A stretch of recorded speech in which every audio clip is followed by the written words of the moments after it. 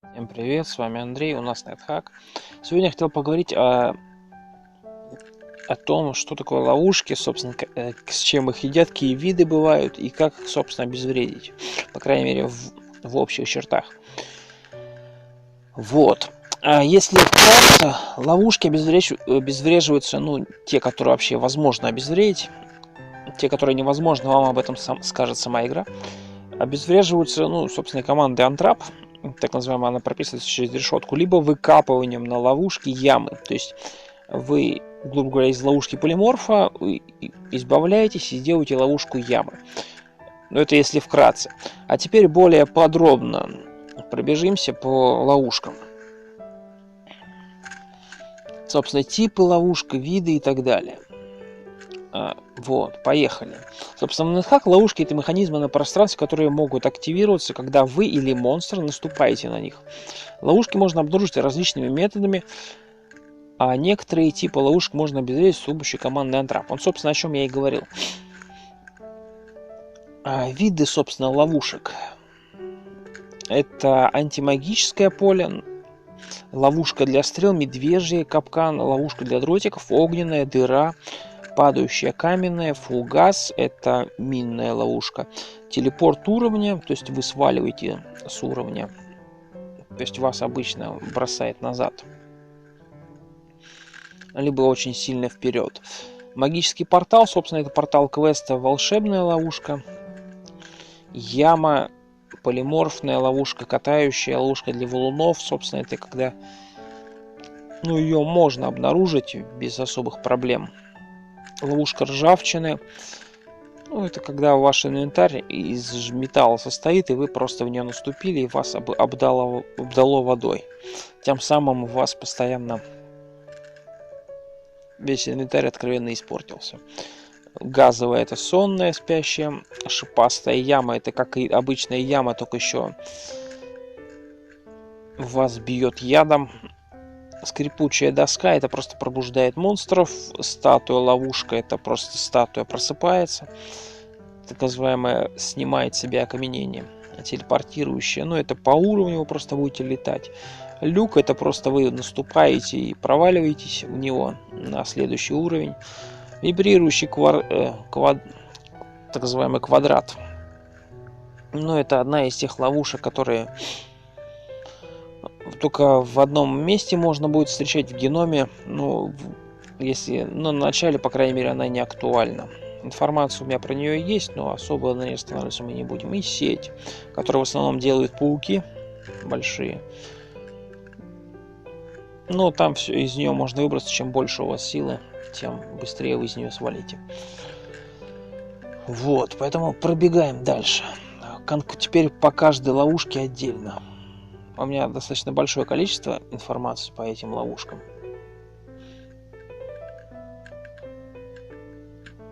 Собственно, как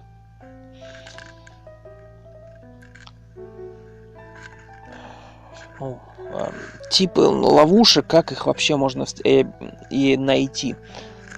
Вообще, и как можно... Как вам объяснить? Их обнаружить. А вообще все ловушки обнаружить с помощью поиска. В основном. Либо вот как тут указано в поддельных костях в надписи. Указано в том, что до 4 уровня подземелья вам будет свеженький труп оставлять. То есть, точнее, как сказать, он предварительно состарившийся. То есть труп есть, кушать нельзя будет. Вы еще поймаете пищевое отравление и погибнете, если не снимете из себя пищевое отравление. Пищевое отравление считается болезнью, то есть если у вас заклинаний пищевого отравления нету. Вот.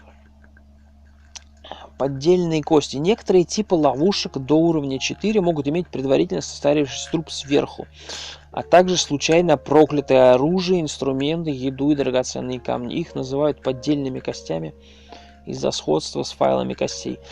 Файлы костей — это если у вас включено сам файлы костей, их можно отключить. это ваши предыдущие персонажи, которые у вас погибли, они останутся на текущем уровне. Собственно, и весь текущий уровень будет как у вашего предыдущего персонажа. То есть, например, не знаю, вы погибли на первом этаже, ну, первый, скорее всего, не считается. Ну, например, на втором этаже вы погибли, и на втором этаже вам зареспаунили, что именно ваш, грубо говоря, этаж, вы, так, грубо говоря, все собрали, и поэтому и ваш, там, собственно, призрак будет бегать, вашего прошлого персонажа. И это так называемый и есть файлы с костями. Ловушка стрел, дротиков с падающими камнями, ловушка с катающими валунами имеют шанс размещения трупа на его квадрате. Так будет всегда с такими ловушками на первом этаже. Что касаемо первого этажа, но в большинстве случаев ловушки бывают, но не такие прям очень сильные. Самая опасная ловушка на первом этаже — это ловушка с катающими камнями и падающие камни. Так называемые, если катающие валуны, это прям откровенно, вы случайно наступили. Собственно, что такое катающие валуны? За ловушка. Она из себя представляет, вы наступаете в рандомное место, ну, точнее, как сказать, не в рандомное, а фиксированное, но для вас оно рандомное место. То есть вы не прозваниваете полы через поиск. Тем самым валун активируется и наносит вам урон. Избежать его можно просто сдвинув валун в другую сторону, которая, ну, у вас там стоит, и вы просто можете сдвинуть валун, тем самым валун траекторию изменит, или просто его загнать так, чтобы либо разрушить сам валун. То есть, как говорится, обмануть валун можно.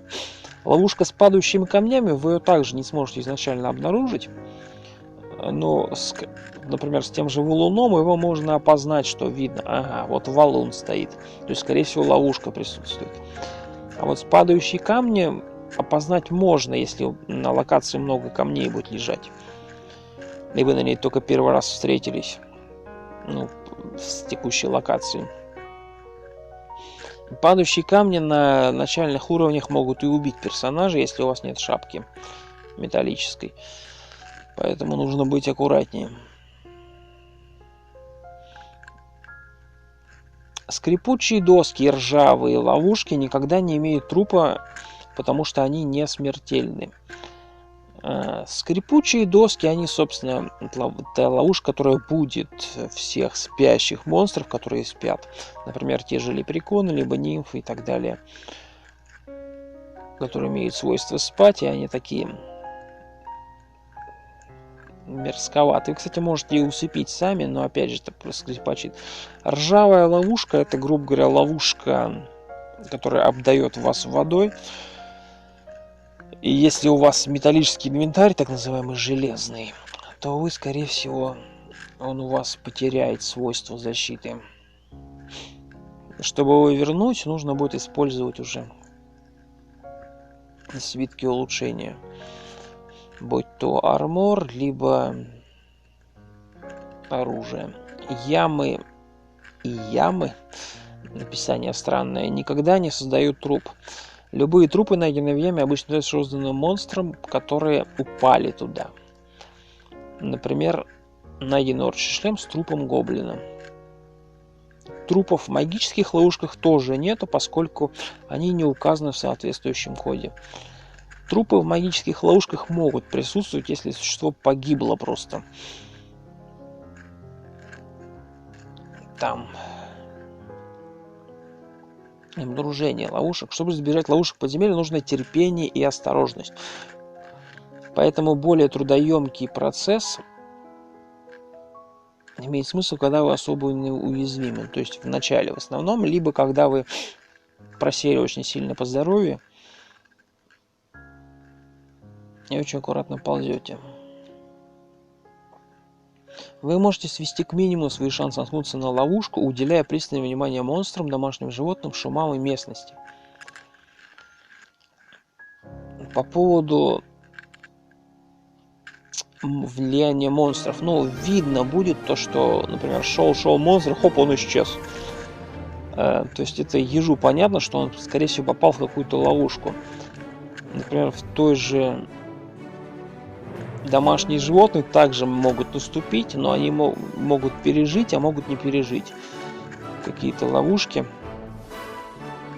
Шумы и местность. Ну, там по местности, вот по тем же валунам будет заметно.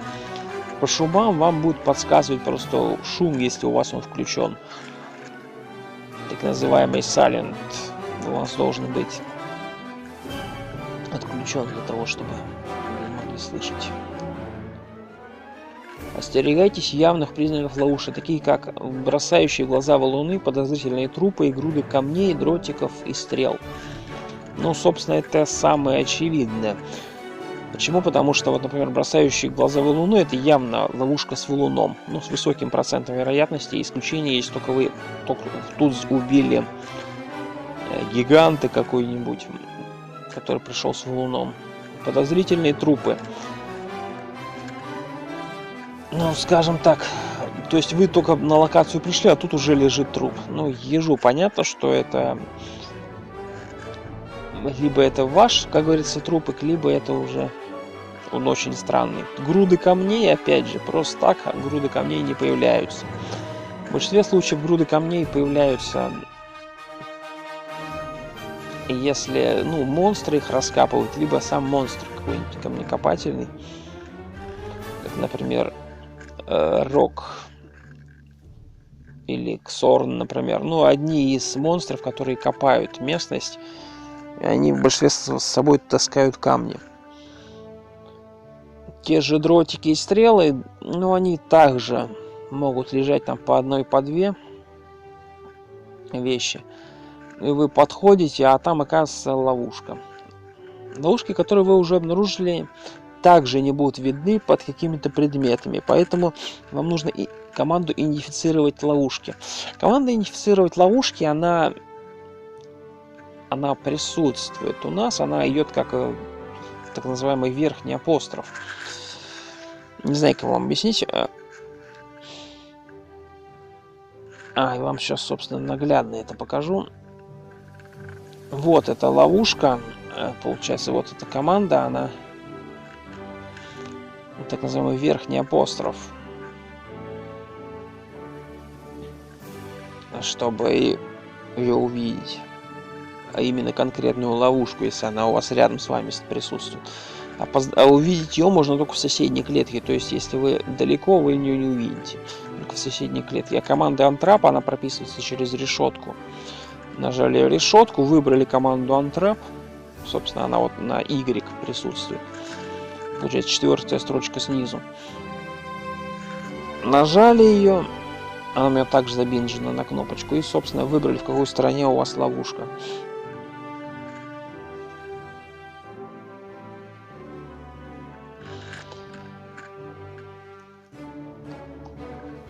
Вот.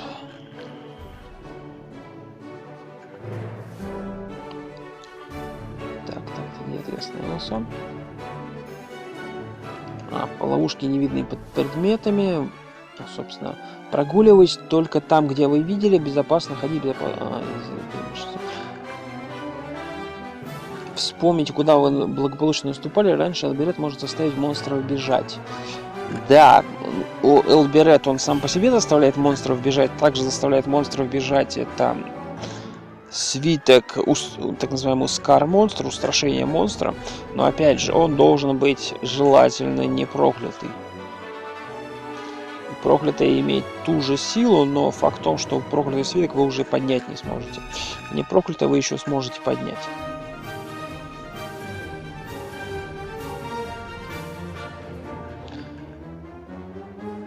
Домашние животные на поводке будут скулить, когда окажутся рядом с ловушками.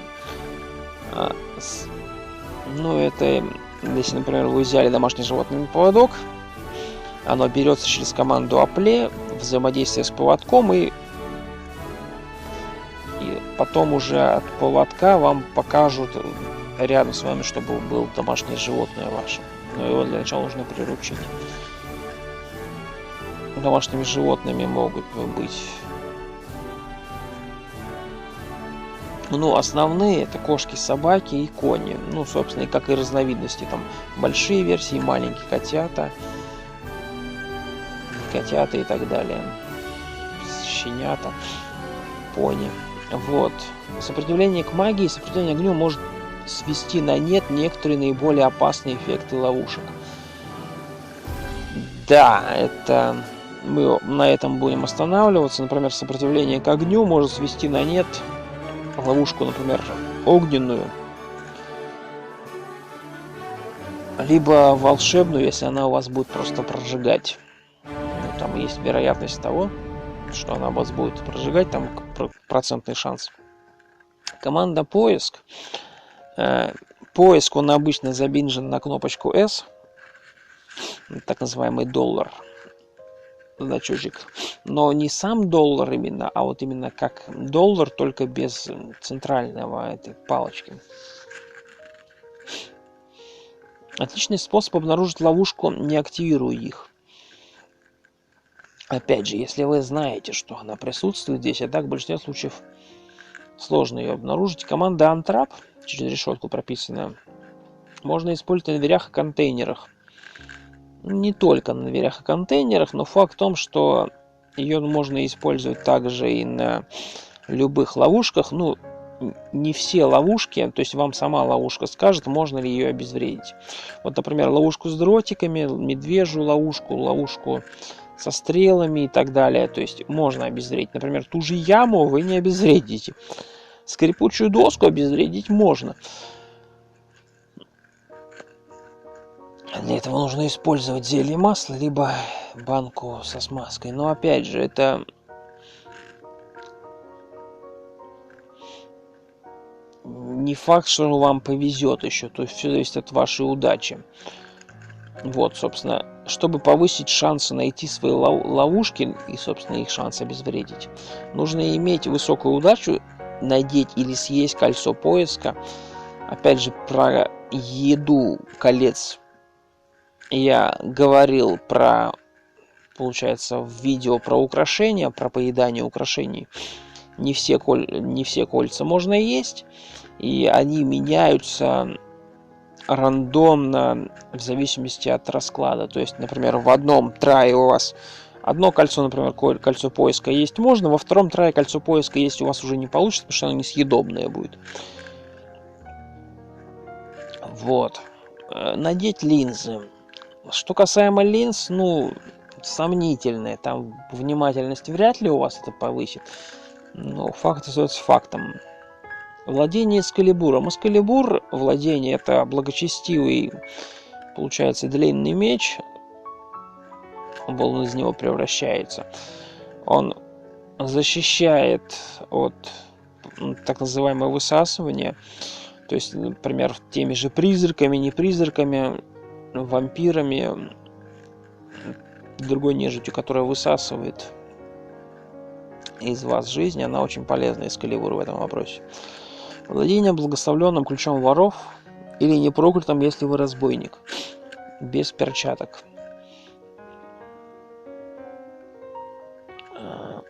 Ну, опять же, это, получается, квесты предмет разбойника. Получается, ключ воровства. Поэтому его получить, конечно, можно, загадав желание на его получение. Но, опять же, вы должны быть его вероисповедание этого, чтобы пережить взрыв. Также вы должны быть сопротивление к магии. Чтобы просто, как минимум, вы должны быть его вероисповедание желательным. То есть, если не ошибаюсь, он хаосник. Поэтому вы должны, как минимум, будете его пережить. Плюс сопротивление к магии. Играть ролями, у которых присутствует внутренний поиск. Вот у рейнджера на 1 уровне, у монаха на 9, у разбойника на 10, археолог 10, турист 10. Некоторые предметы могут быть полезны при обнаружении ловушек, но их можно использовать и в других целях. Это, собственно, свиток обнаружения золота. читать проклятым, либо сбитым с толку. Хрустальный шар. Найдите ловушки с высоким интеллектом. И палочка обнаружения секретной двери. Книга заклинаний. Обнаружение невидимого. И колокол открытия. Колокол открытия — это считается квестовый предмет. Вы получаете его за прохождение вашего квеста начального, который у вас, вообще уровень квеста респаунится с 10 уровня до 15.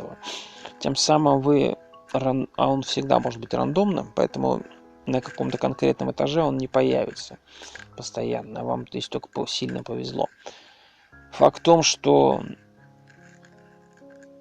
он появляется, и если вы пройдете своего босса, то есть победите его, получите свой квестовый артефакт, и к нему еще колокол открытия получите. Из-за большинства технических ограничений формата уровня на любой клетке может стоять только одна ловушка, если вы не освободите ее. Вы можете удалить большинство ловушек, выйдя на площадь и выкопав яму. Это перезапишет текущую ловушку и заменит ее ямой. Затем вы можете покинуть ее и избежать ее заполнить, затолкнув туда валун. Недостатком этой стратегии является то, что вы подвергаете воздействию ловушки, войдя в ее пространство. Собственно, чтобы выкопать яму, в большинстве случаев нужно использовать кирку. И значок, собственно, больше. То есть вы зашли на... Я вам потом покажу, если мы будем дальше вместе с вами играть, я вам покажу. Как, например, не знаю, вы помните наверняка в одном из прошлых видео я копал фонтан. Принцип похожий. Вы зашли на уровень, не на уровень, на ловушку, саму, и просто ее как бы копаете. Чтобы копать, вам нужно, чтобы у вас в руках была кирка. То есть вам нужно взять ее в руки и через команду Apple взаимодействовать с ней, и чтобы она копалась. Собственно, продолжаем.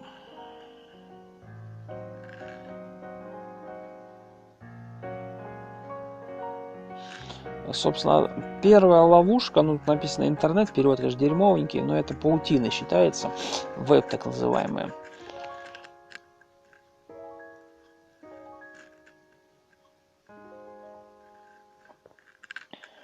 Собственно, ловушка выглядит практически как и, по крайней мере, в графике ASCII. Она выглядит как и амулеты, но это именно ловушка. Она появляется с 7 плюс уровней и появляется с гигантскими пауками. То есть ее можно в большинстве случаев встретить на квестах. И вообще она появляется рандомно, но факт в том, что, например, если у вас на уровне гигантские пауки, как, например, у нашего персонажа, у туриста были, то и там будет вероятность того, что вы встретите именно эту паутину. Собственно, гигантские пауки созданы при создании уровня. Если у вас есть, размещаются на паутине, а каждая паутина размещается, генерируется... Ага, все понятно. То есть это, грубо говоря, если у вас гигантский паук зареспаунился, то он в большинстве случаев зареспаунился с паутиной. А если вы превратились в паука, вы можете плести паутину с помощью команды решетка монстр. Вообще, превращение существ каких-либо и использование команды монстр, это используя специальную обилку этих существ. Например, по крайней мере, насколько мне известно, получается, второе существо, которое я знаю, первого, это оборотни. Чтобы получается, если вы превратитесь в оборотня, именно в ликантропа, человеческую форму, и с помощью команды монстр вы можете призвать своих союзников, союзников, тех существ, которых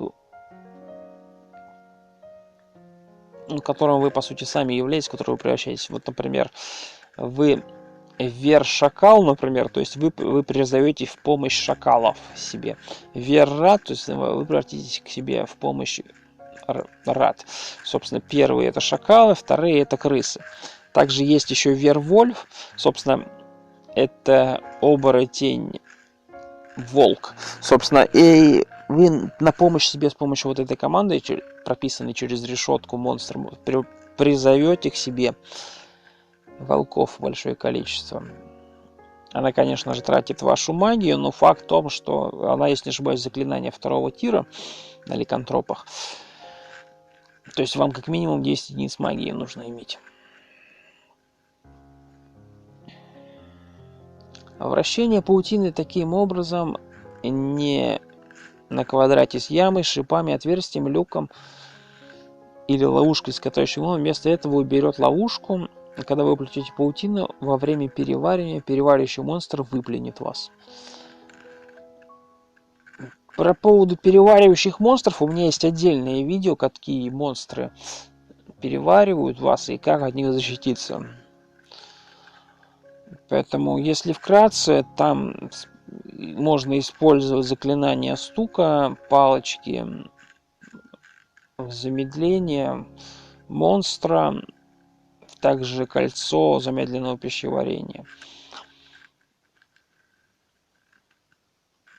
Все сообщения, связанные будут отображать, если происходит с вашей сетью или паутиной. Ну, собственно, понятно. Если вы сами сплели эту паутину, то у вас будут все сообщения на нее вешаться.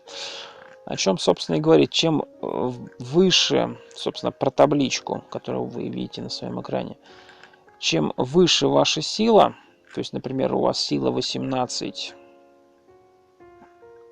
25, либо 18, 50, собственно, через дробь, то, соответственно, вы сколько оборотов сможете провести в текущей паутине. Чем выше ваша сила, тем меньше вы будете находиться. Тут показывается минимальное, максимальное время, количество ходов, сколько вы там застряли. Соответственно, чем больше ваша сила, если вы, конечно, используете рукавицу силы, у вас 25 силы, и тем самым вы вообще минимальный промежуток времени будете использовать. То есть, если вы можете посмотреть на табличку, то последняя графа это по нулям, то есть минимальный оборотов 0, максимально тоже 0. Соответственно, это 25, это считается максимальная сила. Она может быть, конечно, и больше, но факт в том, что, например, если вы превращаетесь в какое-то существо, у которого 18 и до бесконечности сила, то это явно сильное существо. Что-то типа гиганта или похожего. Но опять же, чтобы превращаться, нужно как минимум иметь контроль полиморфа. Желательно, потому что, во-первых, вы не сможете превратиться в контролируемое существо. Плюс, если вы оденете кольцо полиморфа, вы, скорее всего, проиграете. Потому что, во-первых, оно проклятое, и вы его не сможете снять. А во-вторых, неконтролируемый полиморф — это ужасно. По полиморфу ничего особо сказать не могу, потому что я с ним практически не сталкивался. Единственное, он сам с вас падает, то есть вы не сможете вернуться в изначальное состояние.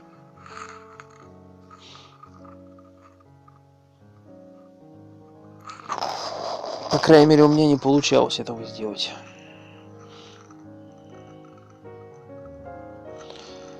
Если ваша текущая сила достаточно высока, вы сможете сбежать за 0 ходов. Ну, собственно, вы просто проигнорируете ее. Что включает в себя полиморф, собственно, в любого сильного монстра. Ну, сильного монстра, как говорил, например, гигант, и он просто проигнорирует эту ловушку, потому что там силы явно, то паутина уничтожается. Если вы владеете жалом, так называемый Dagger Sting, эльфийский даггер, он идет. По сути, он хаосное вооружение, но Сопротивление у него не сильно большое, поэтому его можно, в принципе, использовать всем. Вы можете сбежать за один ход, оставив паутину нетронутой. Сложно сказать, почему именно так, но факт остается фактом. Идем дальше.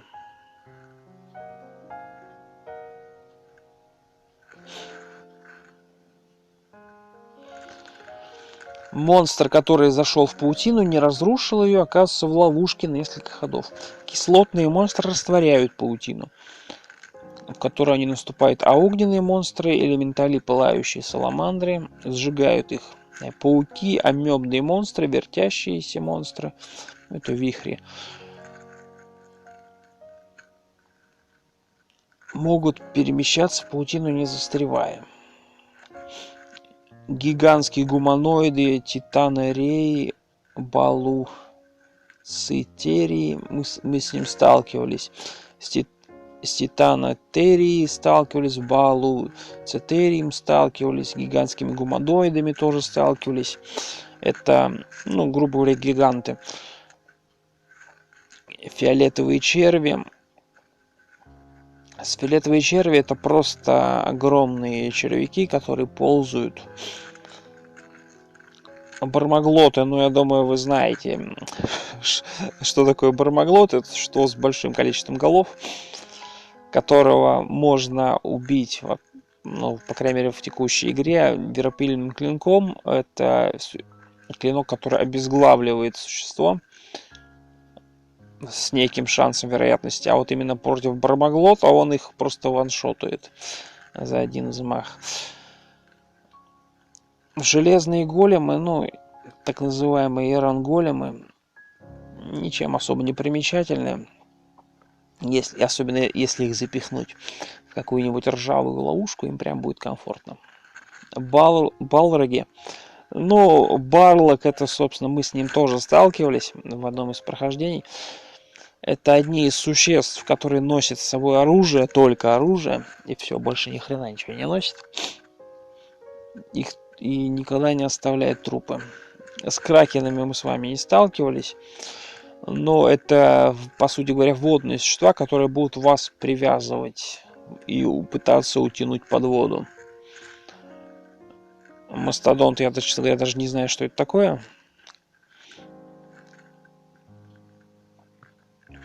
Будут разрывать паутину в тот же ход, когда они входят в нее, разрушая паутину. Орион, Норн, Лорд Суртур какой-то и Циклоп также могут разрывать паутину. Не знаю я, кто это.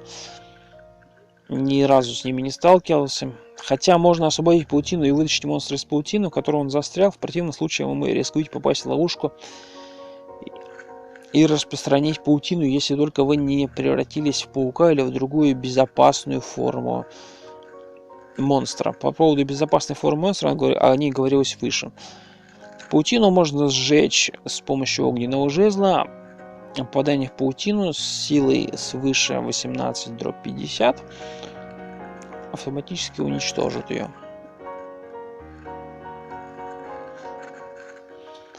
Собственно, по паутине мы закончили. Теперь переходим на следующую ловушку. Это люк.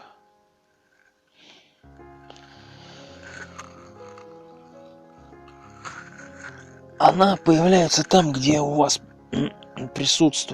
генерируются, собственно, уровни с выкапываемыми полами, шкафами и замком. Падение на более низкий уровень. Это пользуются монстры, которых мало здоровья, у которых присутствует палочка копания. Они именно пользуются этими постоянно люками, что очень бесит, честно говоря. В одном из прошлых видео вы могли увидеть, как монстры от меня сваливали именно таким образом, что крайне бесило. Также люки можно было просто так рандомно найти. Это тип ловушки, который появляется на NetHack. Она чем-то идентична дыре. Любое чудовище, наступающее на нее, сбрасывается на более глубокий уровень подземелья, хотя в начале она скрыта.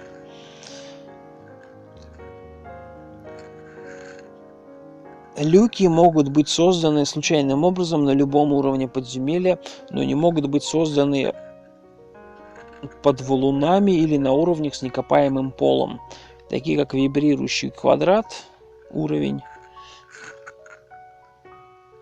в замке. Становится 5 статически расположенных люк, которые являются единственным входом в долину мертвых. Если люк случайно сгенерирован на уровне с некопаемым полом, он заменяется ловушками с падающими камнями. Ну, что касаемо ловушки с падающими камнями, ну, собственно, вам на голову, именно на голову, падает разное количество камней. Чтобы избежать, собственно, либо минимизировать урон, нужно использовать железный шлем. Именно железный шлем, у вас там урон снизится до единицы, что ли, то есть без особых проблем ловушка обходится. Но на начальном уровне, если вы... Эта ловушка может и убить персонажа, потому что когда на вас падают камни, а у вас там около 10 хп, вас просто это убьет. В чуланах иногда встречаются люки с гравировкой. Здесь был Влад перед дверью. По поводу ловушек и предупреждений о них, присутствуют такие гравировки. Не всегда, но все же перед дверью, например, вы ее рандомно нашли дверь, и дверь, грубо говоря, уходит куда-то, и вы перед дверью видите надпись. В большинстве случаев надписи не стоит игнорировать, потому что если там что-то люди написали, либо разработчикам это указано, факт в том, что если что-то указано, оно не указано не просто так. В большинстве случаев вам подскажут то, что не стоит туда просто элементарно идти. Потому что в большинстве случаев, если присутствуют надписи, то это вот могут быть вот так называемая люк, ну, в переводе на русский язык.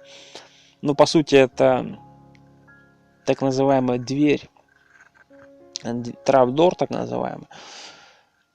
Либо вообще еще хуже, ловушка телепортации, которая вас просто куда-нибудь закинет. Хорошо по текущему уровню, а если не по текущему, а куда-нибудь ловушку телепортации на уровень, это вообще, это просто вы там улетите, хрен знает куда. Вернетесь обратно, грубо говоря, на предыдущие этажи и будете там. Хорошо, если вернетесь, а если улетите вверх, это вообще.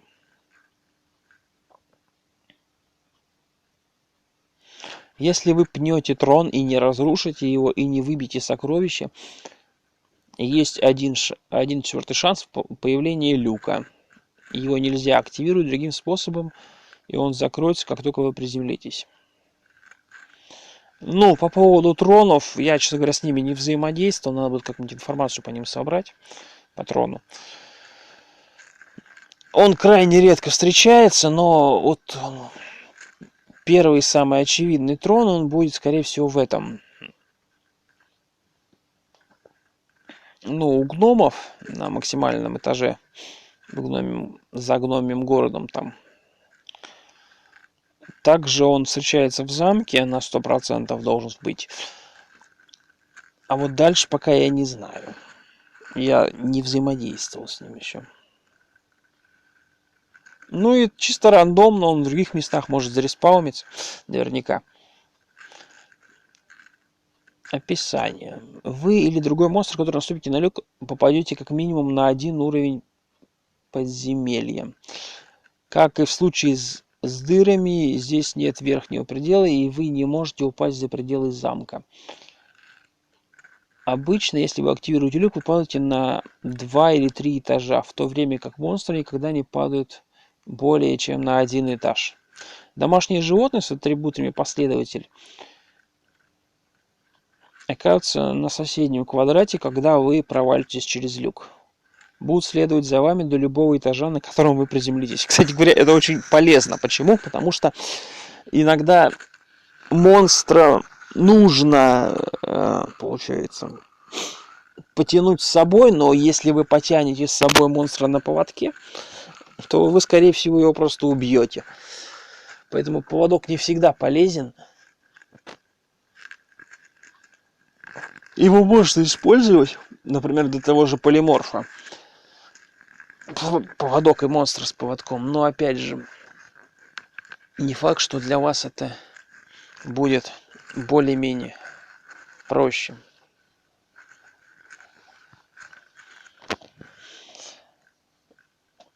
Удар палочкой открытия или заклинанием удара по положению люк плюс срабатывание ловушки откроет ее. Если ударить запирающей палочкой или палочкой волшебного замка в дыру, то она превратится в люк. Ударив палочкой по люку вниз, вы уничтожите и превратите в дыру. Ну, собственно, обычная деревяшка. Вы ее просто открываете, закрываете, открываете, как дверь, так называемая, только в полу. Люк можно снять, толкнув на него валун или ударив по нему запирающей палочкой или заклинанием волшебника. Это удаление его.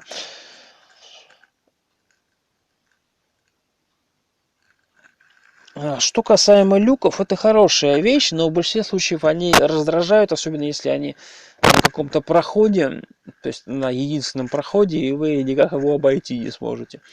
То вам придется его как-то диспелить. Либо, например, вот у меня была ситуация, люк зареспаунился рядом с этим. Рядом с алтарем.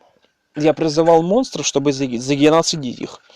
Ну, не загеноцидить, а просто уничтожить и их принести в жертву своему божеству. Их трупики. Но факт в том, что монстры просто прыгали в эти люки и сваливали от меня. Было очень сильно бесило. Я в конечном итоге нашел свиток земли, прочитал его, и свиток земли дал мне валун, я просто задвинул этот люк, тем самым его больше там не было. Ну, собственно, вот как тут прописано, что люки могут стать для вас спасением.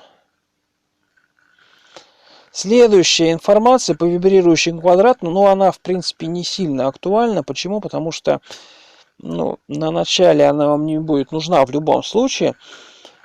Она нужна чисто, ну, когда вы уже достаточно далеко пройдете, и она вам может очень сильно помочь. На начале она не сильно актуальна.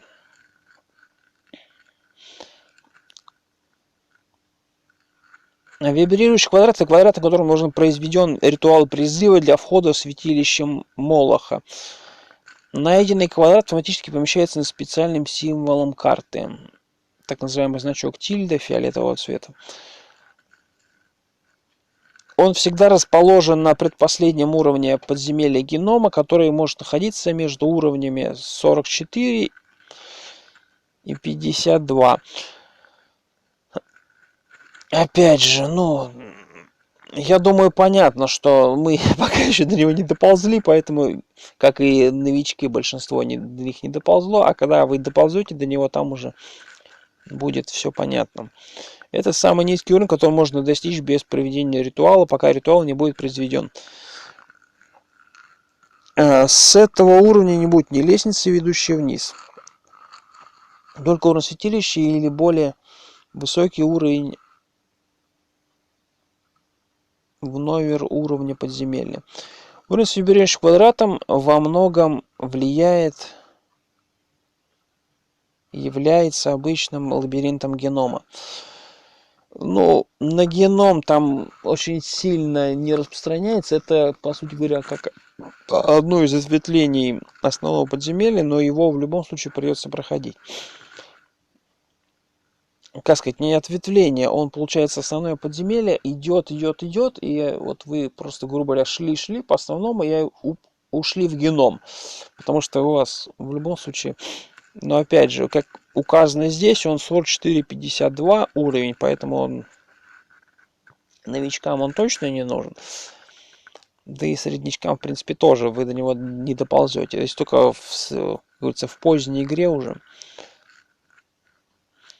Лучший способ найти вибрирующий квадрат – переместиться над ним, после чего вы получите сообщение, вы чувствуете странную вибрацию под своими ногами. либо под собой. Если вы летите, либо левитируете. Это сообщение всегда будет появляться, когда вы идете по вибрирующему квадрату, либо прыгаете. Вибрирующий квадрат не может появиться у края экрана или лестницы, поскольку вокруг него должно оставаться место для появления кольца огненных ловушек и рвов. То есть его, судя по всему, будут защищать огненные ловушки, либо рвы с водой. Но опять же, это ежу понятно, что его будут защищать. В частности, это будет как минимум 5 квадратов с левой и правой сторон карты. И как минимум 4 квадрата сверху и снизу. Они в пределах квадратной области 23 на 23 с центром наверху. Он также не будет находиться на одной прямой с верхним этажом или в том же квадрате, что и ловушка, хотя вы находитесь на том же квадрате, что и валун или другой предмет. На этом примере карты, пример карты я не собрал, поэтому он не особо актуален. В общем и целом вибрирующий квадрат найти можно, но он, скажем так, новичкам он не сильно нужен.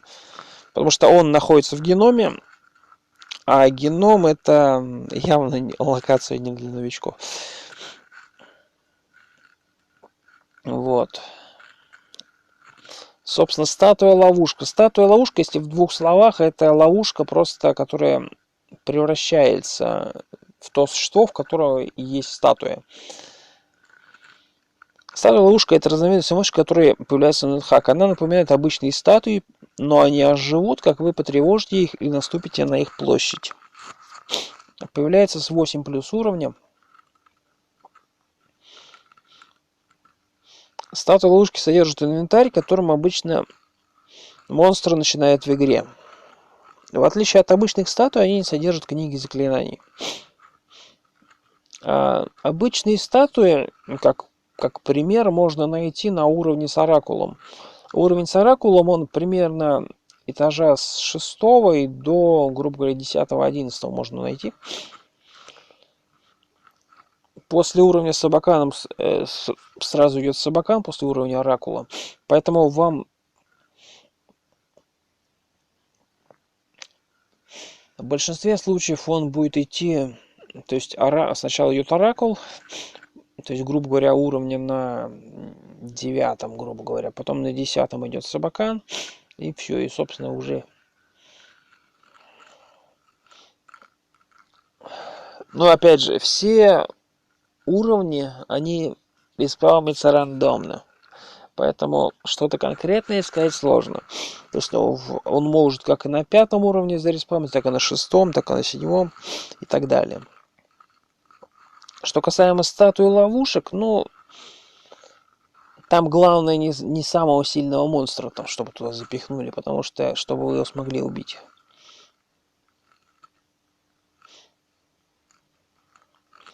Статуя ловушки, про инвентарь я сказал. 3 ловушки для статуи появляются на уровне квеста археолога.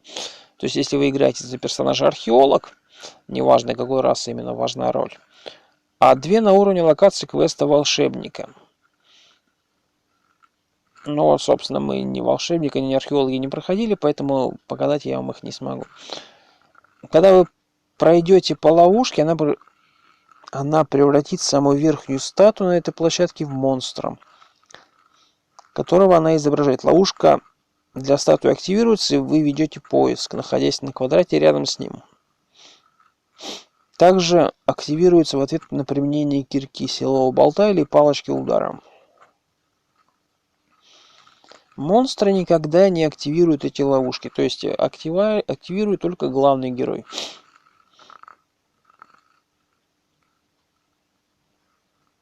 Хотя анимация работы создания заклинания камня плоти, использование самого заклинания не активирует ловушку, и оно рассматривается как статуя. Заклинание реанимирует статую, если бы монстр мясистым, и в противном случае превратит его во фрикаделька.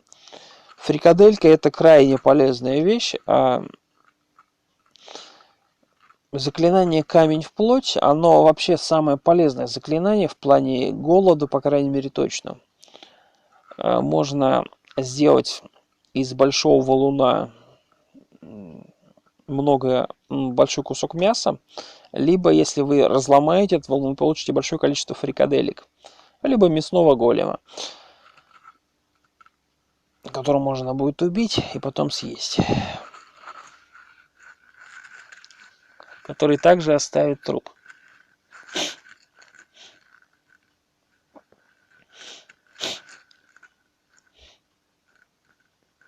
Использование стеноскопа целителем дает отчетливое сообщение без активации ловушки.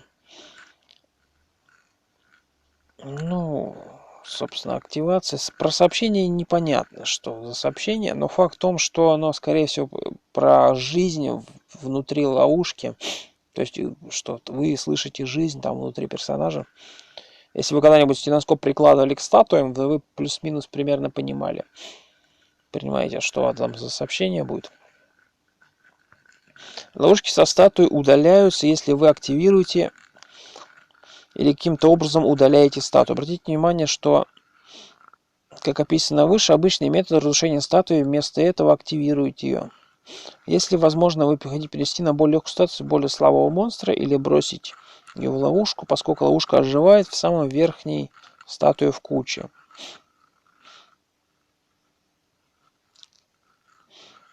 Чтобы ее обратно, как говорится, превратить в статую, эту ловушку, нужно просто вкинуть в него, получается, кинуть в него можно просто как адреса, либо шик адреса, но обязательно нужно быть в перчатках, чтобы вы не были перегружены, потому что если вы случайно споткнетесь, вы умрете, скорее всего. Потому что как адрес и шик адрес имеет свойство окаменять тех монстров, у которых нет защиты от окаменения. По поводу окаменения и так далее я, собственно, рассказывал в одном из прошлых видео. Если интересно, можете поковырять. Вы также можете отключить жезл процесс, чтобы переместить статую в другое место, или отключить жезл прямой, чтобы обратить ее в более слабую статую, возможно, даже в валун. Но опять же, я, честно говоря, не знал, что можно жезл полиморфа использовать на статую. Но факт остается фактом, что жезл телепортации это прикольно. Представьте, на статую жезл использовать. Хорошая вещь. Хорошая идея внимательно смотреть на любую статую, которую вы видите, особенно те, которые неуместные для текущей области. Случайная статуя в шахте, скорее всего, она будет ловушкой статуи, либо продуктом файла костей. Не наступайте на квадраты статуи, изображающие монстров, с которыми вы бы не хотели сражаться, и не приближайтесь к квадратам таких статуй, если у вас есть автоматический поиск. По поводу автоматического поиска, он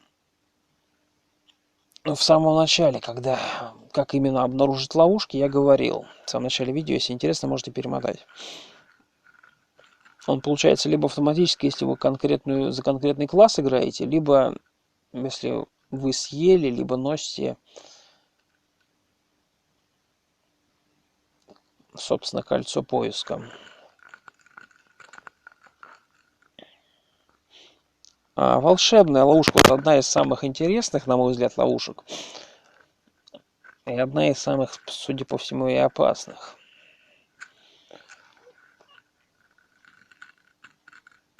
Волшебная ловушка со множеством возможных магических эффектов. Сопротивление магии не защитит от этого типа ловушек. Хотя магические ловушки могут создавать случайным образом на любом уровне подземелья, а на некоторых специальных уровнях есть и гарантированные.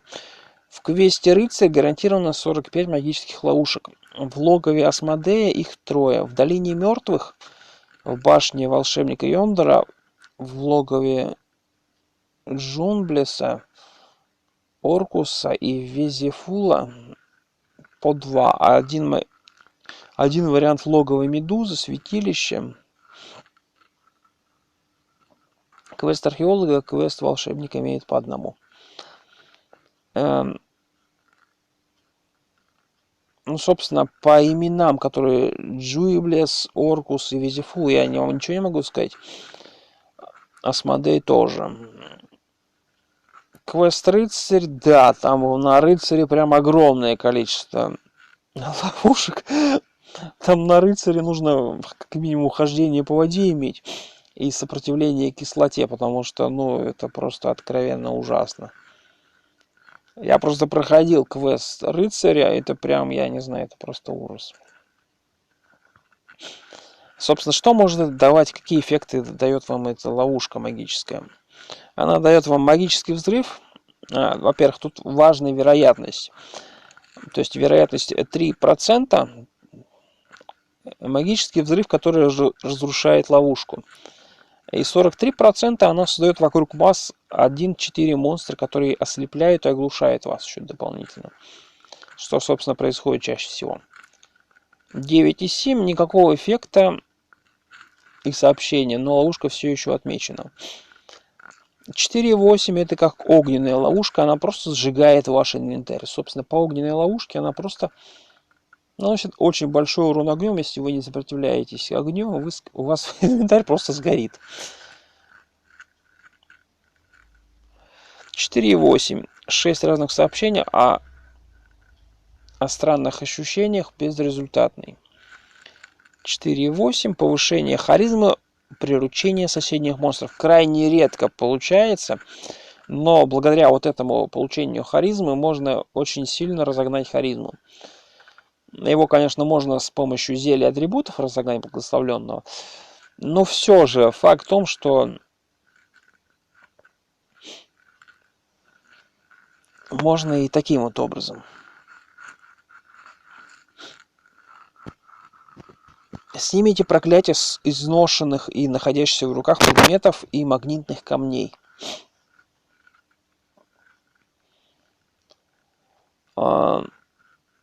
Сложно сказать, это просто вот чистое везение. Почему? Потому что проклятие, да, но это прям крайне редко. Ловушка вам может помочь, но в большинстве случаев она вам будет вредить, создавая вокруг вас монстров. Потому что шанс 43%. Все-таки он выше, чем 4,8 либо 9,7. Монстры гораздо реже активируют магические ловушки, чем игроки. Существует вероятность, что они испытают эффект огненной ловушки, а в противном случае не ощущают никакого эффекта. Огненная ловушка вообще сама по себе интересная. Тут большое количество сообщений присутствует.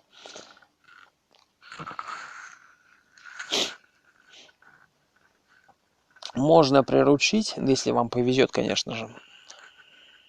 Какие-то сообщения выводят на русском языке. И, собственно, какой у них эффект идет. Но в большинстве случаев эффект на ловушку бывает негативный.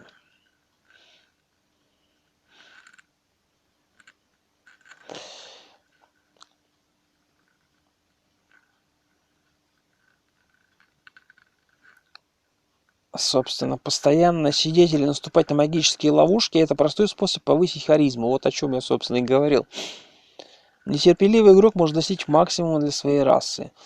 Ну, у каждой расы он разный. Например, того же человека это 18. У другой расы, соответственно, он будет другой.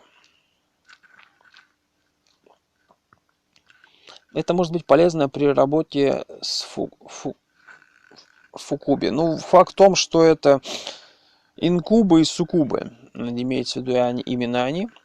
Эффект можно использовать для приобретения питомцев. Ну, потому что рядом с вами будут приручать животных, не животных, существ, которые находятся рядом с вами, если там маленькая вероятность присутствует этого. Особенно потому, что в ловушке обычно создается много монстров. В ловушке создается действительно много монстров, и шанс там 43%, но проблема в том, что вы должны на нее опять же еще раз наступить. В среднем одна магическая ловушка дает 1,4 очка харизмы. То есть в любом случае 1 очко харизмы вы можете вытащить, грубо говоря, с этой ловушки. Эффект снятия проклятия с помощью ловушки не так надежен, поскольку он требует, чтобы вы экипировали проклятое снаряжение без гарантии, что вы действительно снимете проклятие. Тем не менее, игрок, отчаянно желавший избавиться от проклятого снаряжения, может попытаться использовать для этой цели магическую ловушку. Проклятым предметом можно использовать без приваривания к руке при условии, если это не оружие, оружейный инструмент или консервный нож. Консервный нож ужасный. Почему? Потому что я один раз его использовал, он приварился к руке, он был проклятый, я просто ни хрена не смог сделать. Так как эффект снятия проклятия снимет проклятие. Но это подобное свитку снятия чар, снятия проклятий, которая использует неблагословленная версия. То есть вы используете, то есть на тот предмет, который у вас в руках, либо заклинание. Снятие проклятий тоже, оно используется так же, как любой предмет, который у вас в руках. Если вы хотите неоднократно сидеть в ловушке, вам следует подготовиться выигрывать Элберет, обладая огнестойкостью, и не иметь в инвентаре ничего горючего. То есть то, что может сгореть, например, свитки, тоже снаряжение, которое может погореть, например, из ткани, кожи и так далее. Дерево.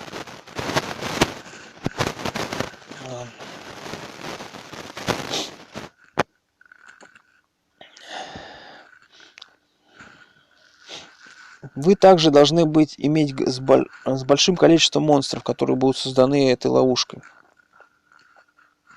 Сделать себя невосприимчивым к слепоте вы можете с помощью глаз преисподней либо солнечного меча.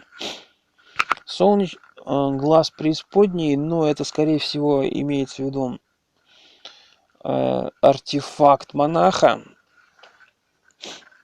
что скорее всего. А солнечный меч, он появляется у ангельских существ, которые респаунятся на высоких уровнях. Ну, примерно с 20-го я их видел. Вот, они респаунятся с мечом, именно с этим ангельским, а этот меч имеет радиус света вокруг себя, тем самым без особых проблем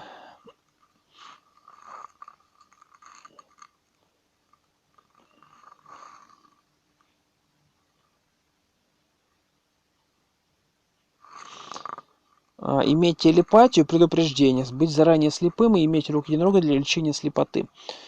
Или быть просто уверен, что вы сможете справиться со всеми невидимыми монстрами. Рог единорога также полезен для лечения глухоты. Важен также выбор, на какую магическую ловушку сесть. Монстры, созданные из более глубоких ловушек, будут иметь более высокую среднюю сложность. В общем, рекомендуется начинать с самых мелких уровней подземелья и продвигаться, пока не достигнете желаемого показателя харизмы. Однако, когда ваша ветка квестов генерирует неопасных монстров, вы можете использовать там магические ловушки. А магическая ловушка расположена достаточно близко к алтарю, вы можете полезны для принесения жертв. Ну вот, собственно, о чем я и говорил. Можно использовать их для жертвования на алтарь, что будет очень полезно для этого вашего персонажа. Падающая каменная, но она в целом уронит вам камень, собственно, если у вас нет металлического шлема, урон снижается до 2. Если у вас есть металлический шлем. Если у вас нет, то урон к вам прилетит 2d6. Собственно, это от 2 до 12 единиц примерно урона вам прилетит в лицо. То есть это достаточно большое количество урона. На начальном уровне большинство персонажей просто гибнет, которые не обладают большим количеством здоровья. Чтобы ее убрать, вам нужно многократно ее использовать, чтобы пока не закончатся сами камни. Но это антимагическое поле. Это, грубо говоря, антипод волшебного, который мы до этого рассматривали, это тип ловушки, которая лишает вас магической силы и даже здоровья. Такие ловушки могут появиться на уровне квеста рыцаря, волшебника. У рыцаря их 7, волшебника 1. Также в геноме. Антимагическое поле истощает от 2 до вашего уровня опыта плюс 1 вашей силы. Это приведет к тому, что ваша сила заклинания упадет ниже нуля, пока ваша сила будет уменьшена на ту же величину, что и ваша сила станет равной нулю. Антимагические поля не влияют на максимальную силу заклинаний, если она равна нулю. Если у вас есть сопротивление магии, вы получаете урон, а не теряете силу. Урон составляет не более D4, но это, грубо говоря, 4 единиц, грубо говоря. Плюс дополнительно по D4 за каждого, если вы имеете половину физического урона или половину урона от заклинания, не суммируются. Владеете Magic Ban. Это артефактное оружие, но, если я не ошибаюсь, дает вам сопротивление к магии и защищает. Я точно его врать не буду. Это в общем и целом, если вам интересно, можете полистать по артефактам оружия. У меня есть отдельное видео по этому. Несут артефакт, который дает сопротивление магии. Если его нести, ваш собственный квест-артефакт не обладается налогом.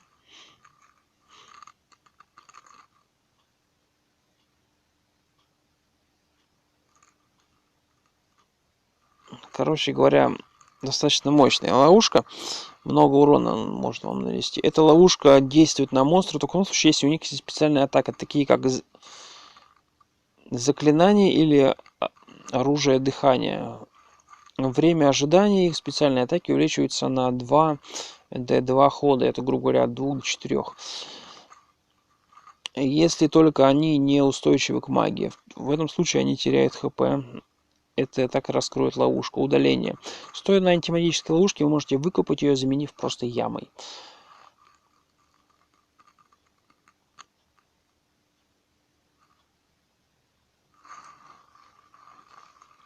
Теоретически антимагические ловушки могут быть вредны для некоторых заклинателей в начале игры, особенно для пацифистов, которым необходимо исцеление.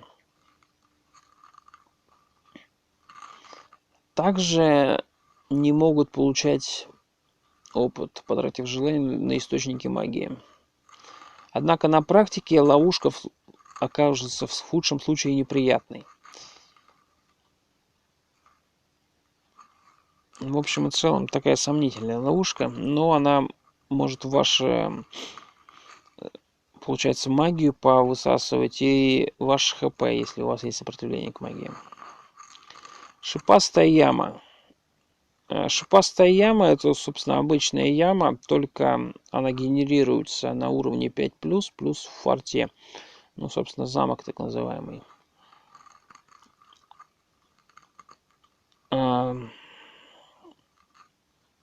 Она наносит 1,10 единиц урона каждый раз, когда вы в нее попадаете. 1,6 шанс, что шипы будут отравлены.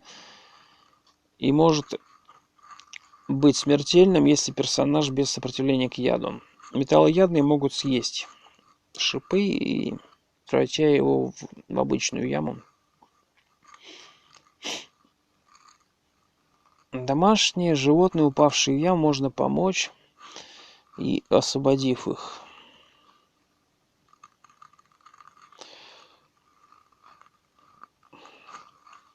Но если вы случайно убьете свое существо, точнее, будете пытаться ему помочь, но не сможете ему все-таки помочь, и существо погибнет, ваше домашнее животное, то это будет считаться убийством вашего домашнего животного.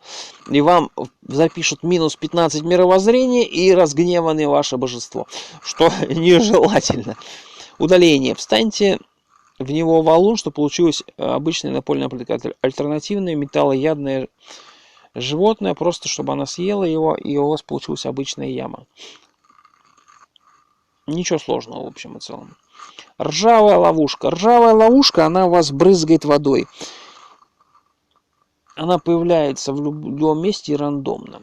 Она просто смачивает предметы, тем самым все металлические предметы, такие как железо, будут просто превращаться, грубо говоря, в ржавую версию себя, что уменьшает их эффективность. Также, помимо оружия, доспехов, и также еще другое снаряжение может пострадать, которое подвержено взаимодействию с водой.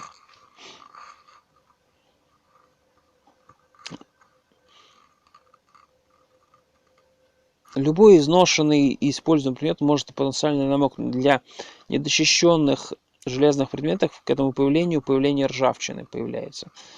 Всякий раз, когда ловушка активируется, она случайным образом выбирает слот для цели, вместо того, чтобы перебирать каждый слот в броне. Это означает, что ни один предмет не гарантированно намокнет. Если превратились в ржавого монстра, вы получите урон, равный максимальному здоровью вашей формы, убивая вашу форму монстра и возвращая вас в естественную форму, принимая половину внешнего физического урона. На монстрах это влияет на предметы, которые он носит или использует, так же, как и на предметы игрока. Гремлины любят использовать ложки для размножения. Это ужасное существо. Я вам просто расскажу историю. У меня был гремлин, был просто небольшой кулачок воды. И что вы думаете, эти существа сделали? Они просто начали расплодиться. Я просто охренел от такого количества гремлинов, когда их увидел. Это просто чуть ли не хреново тонн. А и гремлины еще у вас внутренние свойства могут в случае взаимодействия с вами высасывать. То есть вы, например, получили сопротивление к яду, они его возьмут, просто из вас выбьют при взаимодействии с вами. Не постоянно, но есть вероятность. Это будет просто ужасно.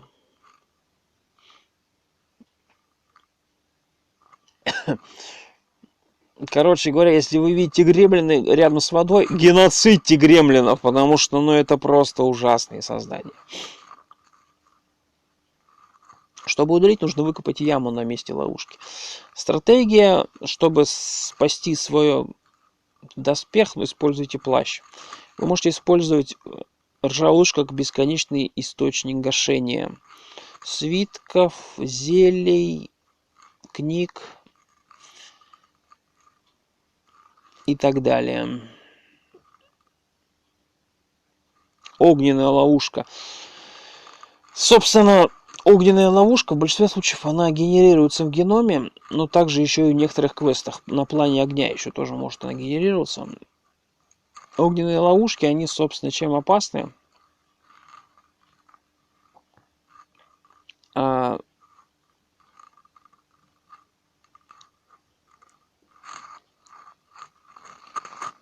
Во-первых, против них нужно сопротивление к огню.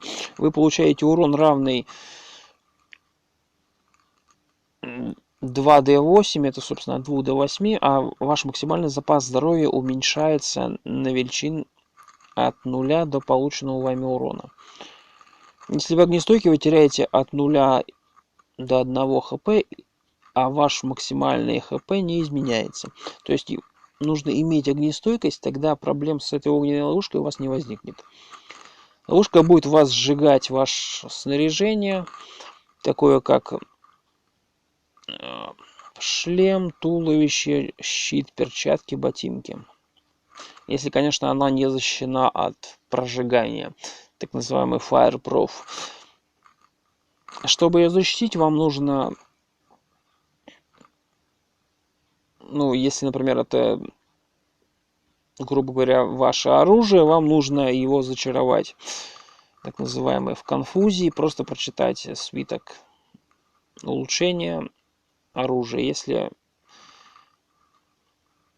Доспех то же самое, только на улучшение брони. А в случае благословленной вероятность сгорания выбранной брони зависит от удачи. Если окончательный выбор брони не является бронежилетом, существует вероятность, что свитки, зелья, книги заклинания в основном инвентаре не будут подвержены сожжению. В противном случае все книги, свитки и зелья сгорят с вероятностью 1,3. Дополнительно к пожарной ловушке можно сушить влажное полотенце. По поводу влажного полотенца я, честно говоря, не в курсе. Я не взаимодействовал с влажным полотенцем. Я вообще с полотенцем очень редко взаимодействую. Большинство... Сушить влажное полотенце. Оригинально. В отличие от большинства ловушек, огненные ловушки все равно активируются, если вы через них перепрыгнете. Если вы на поверхности льда создана огненная ловушка, что чаще встречается в квесте Валькирия, наступив на нее, она рассыпет лед и заменит лужи воды, что может привести к утоплению. Да, утопление, конечно, это ужасная вещь. Огонь влияет на некоторых монстров по-другому, когда речь идет о максимальной потере хп. Эти големы получат урон 2d4, это от 2 до 8, но их максимальное здоровье изменится следующим образом. Бумажные големы теряют максимальное между максимальным и максимальным хп, то есть они уничтожаются. Соломенные големы теряют от 0 до полученного урона, либо 1/2 максимальное здоровье, в зависимости от того, что больше. Деревянные големы от 0 до полученного урона и 1/4 максимальное здоровье. Кожаные големы от 0 до полученного урона и 1/8 максимального здоровья, в зависимости от того, что больше. Логика в том, что бумага горит быстрее, а кожа медленнее. Бумажные големы, уничтоженные огненными ловушками, никогда не оставляют после себя свитков. Это логично. Но бумажные големы, они тем и полезны, что их можно использовать. Чтобы уничтожить эту ловушку, просто нужно выкопать яму под ней. Прежде чем войти в геном, вам нужно сопротивление к огню, чтобы избежать получения урона от ловушек. Также хранить свитки и зелья, книги нужно в контейнере, то есть ваши сумки хранения, либо отдельно вообще. Собственно, наземная мина. Наземная мина, она встречается с уровня 6+, и также в форте, то есть так называемый замок. Наземная мина, собственно, если вы ее через команду Untrap попытаетесь снять, она превратится в обычную мину, которая не активированная. Активированные мины генерируют случайным образом только на уровне подземелья 6+, и ниже их также можно найти в сокровищнице форта Лудиос, собственно, ну это замок. Попытка установить фугас во время шаршения, установить проклятый фугас, может быть вместо этого взорвать его. Шанс изменяется удачей. Если удача максимальна, шансы очень малы. Установка фугаса, ну собственно мины самой, во время движения на лошади с навыком неопытный, может быть также шанс неудачи. При срабатывании фугаса взрываются, наносят 1,16 единиц урона, ранят ваши ноги, оставляют после себя яму. Вы можете обнаружить фугас на соседнем квадрате, а затем поднять его и установить в другом месте аналогичной медвежьей ловушке. У монстров есть только 1-3 шансов подорвать мину, когда она наступает на нее. Летающие существа с меньшей вероятностью взорвут мину и никогда не упадут в образовавшуюся яму. Хотя существует небольшая вероятность того, что воздушные потоки активируют мину. Наземные мины все-таки можно подорвать, перекатывая валуны. Любые предметы, находящиеся на том же квадрате, что и действующая фугасная мина, будут взорваны по комнате или уничтожены. Наземная мина срабатывает рядом с водоемом, например, бассейном, создаст яму, которая немедленно заполнится водой, и, вероятно, погружая вас в этот процесс. Будьте осторожны, если так как вы сможете взорвать собственные мины, и вы дойдете до этого квадрата и не сможете их обезвредить. Увидите то, что ваши мины не прокляты, и вы не шарите и ездите верхом. Ну, собственно, шарите — это проклятая экипировка, соответственно. Это, ну, проклятое снаряжение, перчатки, либо ботинки.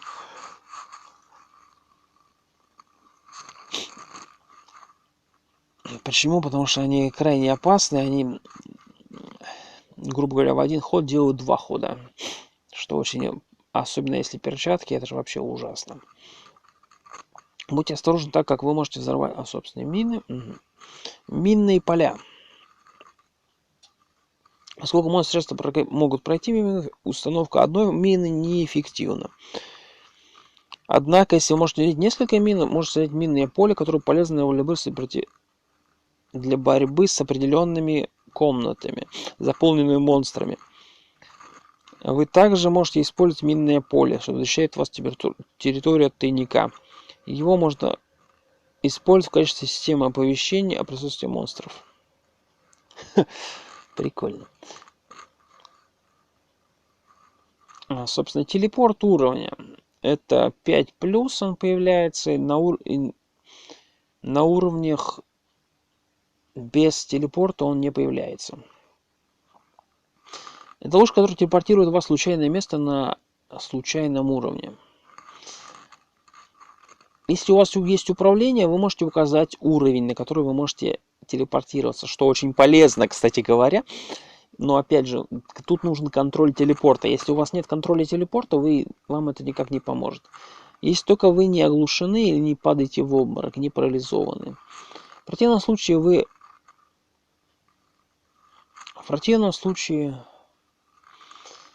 или монстр, активирующий ловушку, будут телепортированы максимум на 3 уровня вниз или максимум наверх от главного подземелья, но никогда вниз от главного подземелья или в святилище до ритуала призыва. В финале вы монстр с амулетом или ментали на их плане вообще можете не телепортироваться по уровню. Все приемлемые целевые уровни одинаково вероятны. Да, описание текста, конечно, ужасное. Если только игрок один раз активирует ловушку, она исчезает, вне зависимости от того, была ли телепортация успешной или нет. Вы можете остаться на том же уровне. Магическое сопротивление предотвратит телепортацию вас, но не монстров. На определенных условиях вы можете использовать ловушку как телепорт, даже если у вас есть сопротивление к магии. Однако вы не сможете сделать это то же самое с телепортом уровня. Чтобы ее удалить, установите ее личной. Он не удаляется, когда ее активирует монстр. Собственно, монстр может ее постоянно активировать, а для вас она одноразовая. Вот такая вот несправедливость у нас. Полиморфная ловушка — одна из самых полезных ловушек.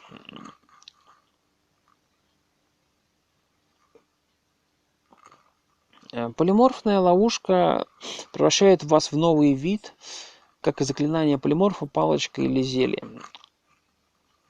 Но обязательно используйте контроль полиморфа, потому что без контроля это будет просто эпик фейл для вас, для всех. Она не будет создаваться на уровнях подземелья с 1 по 7, но дальше она наверняка появится. На уровне поиска волшебника, то есть квеста волшебника, она наверняка появится. На вас и ловушку это не повлияет, если у вас есть сопротивление к магии, либо неизменяемость. Неизменяемость идет от амулета, который вы можете получить в процессе поиска. Магическое сопротивление защитит также вашего коня, ну, собственно, ваше ездовое животное. Если вы пострадали, может пройти следующее. Если у вас есть контроль, вы можете выбрать, каким монстром стать. Вот именно поэтому нужен контроль полиморфа, потому что он вам просто даст более спокойно всех чувствовать.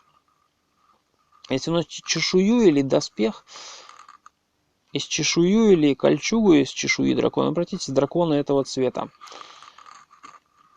Если на вас также был одет плащ, он будет уничтожен.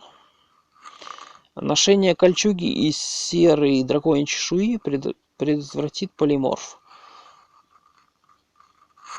Что очень полезно, поэтому я рекомендую в большинстве случаев, если у вас нет другого источника сопротивления к магии, использовать именно кольчугу из чешуи серого дракона. Если у вас есть ликантропия, вы переключаетесь между формой животного и человека.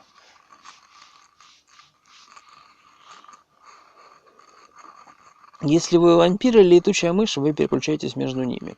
В противном случае у вас есть шанс 19 минус конт, так называемая ваша выносливость, деленная на 20. Получить системный шок.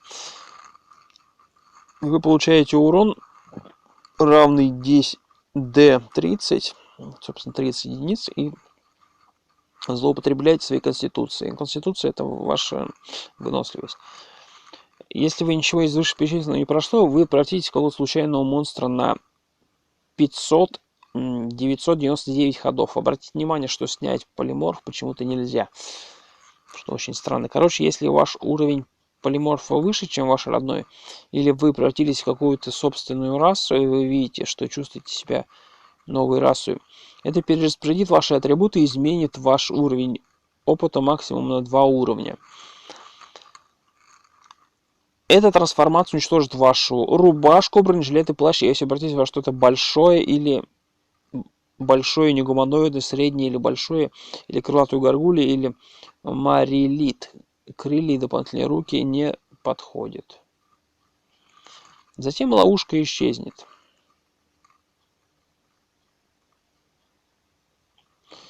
В общем и целом, если вы во что-то превратитесь, то вы превратитесь на 500-999 ходов. Поэтому очень-очень опасная вещь. Использование монстрами — это ужасно.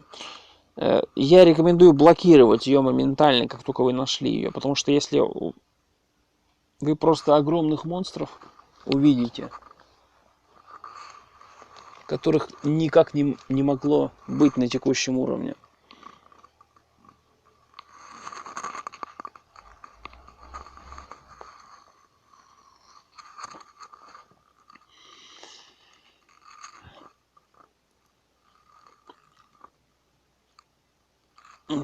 Поэтому полиморфируйте, закапывайте эту ловушку, делайте на ней яму, либо заваливайте ее валуном, чтобы ее больше там не было. Если у вас есть сопротивление к магии, это лучший вариант.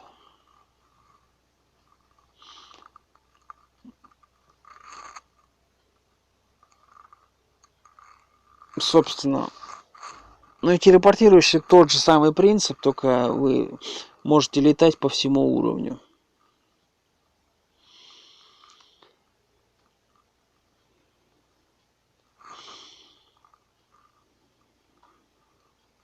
Скрипучая доска, я уже про нее говорил, она деактивируется просто этой, пробуждая всех монстров на уровне и деактивирует